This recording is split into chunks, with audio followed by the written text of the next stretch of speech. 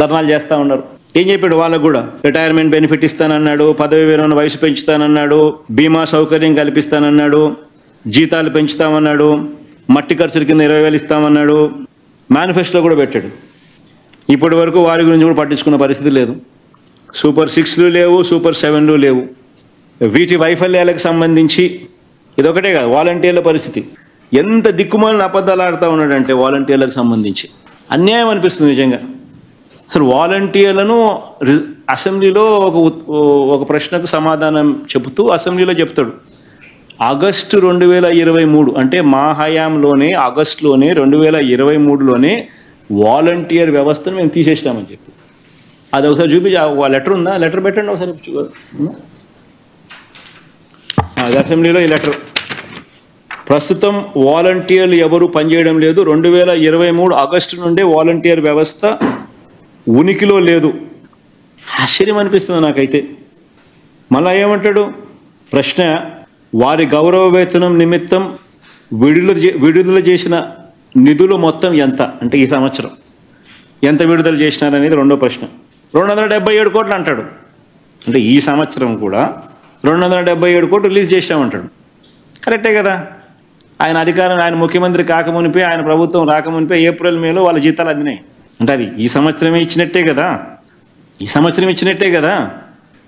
April May జీతాలు ఇచ్చినారంటే ఈ సంవత్సరమే ఇచ్చినట్టే కదా. ఈయన ముఖ్యమంత్రి కాల, వాళ్ళ అదృష్టం కొద్దీ అప్పటికి. కానీ ఈ సంవత్సరంలో జీతాలు ఇచ్చినట్టే కదా. మరి వారి గౌరవ వేతనం పెంచడానికి ఏదైనా ప్రతిపాదన ఉందా అని అంటే ఆ ప్రశ్నే ఉత్పన్నం కాదంట. ఎన్నికలప్పుడు ఏమన్నాడు? 5,000 కాదు మీకు ఇచ్చేది, నేను 10,000 ఇస్తానన్నాడు. అసలు నాకు ఆశ్చర్యం కలిగించే విషయం ఒకటి చెప్తా. వాలంటీర్ వ్యవస్థ జీతభత్యాలకు సంబంధించి మన 5 సంవత్సరాలలో ఎంతెంత ఇచ్చినాము అనేది ఆ టేబుల్ చూపిస్తూ ఉందో.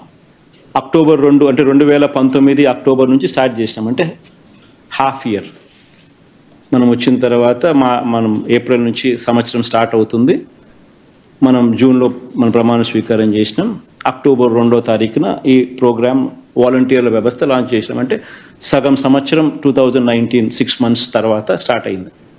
సో 2019-20 755 కోట్లు, 2020-21లో 1546 కోట్లు, 2021-22లో 1543 కోట్లు, 2022-23లో 1592 కోట్లు, 2023-24లో 1614 కోట్లు జీతాలు ఇచ్చినటివి.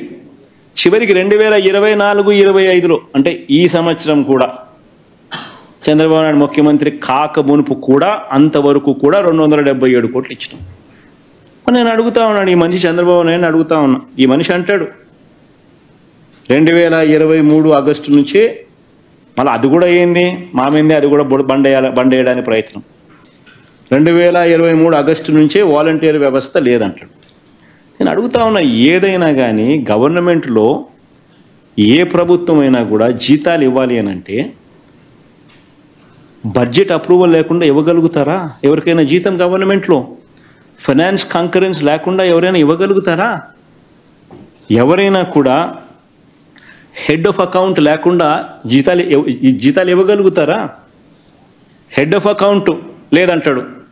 అయ్యా Chandrababu, head of account 2515 major head, 198 minor head, 52 subordinate head, 290 detailed head, 293 object head.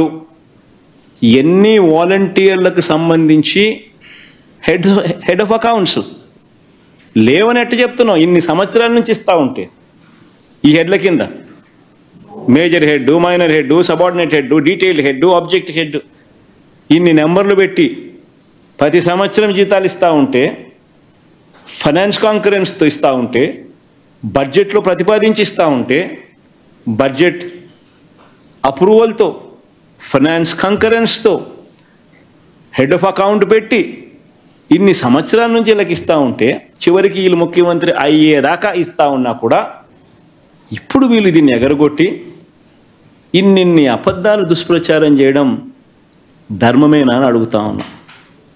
నోరు తెరిస్తే అబద్ధాలు, నోరు తెరిస్తే మోసం. ఇది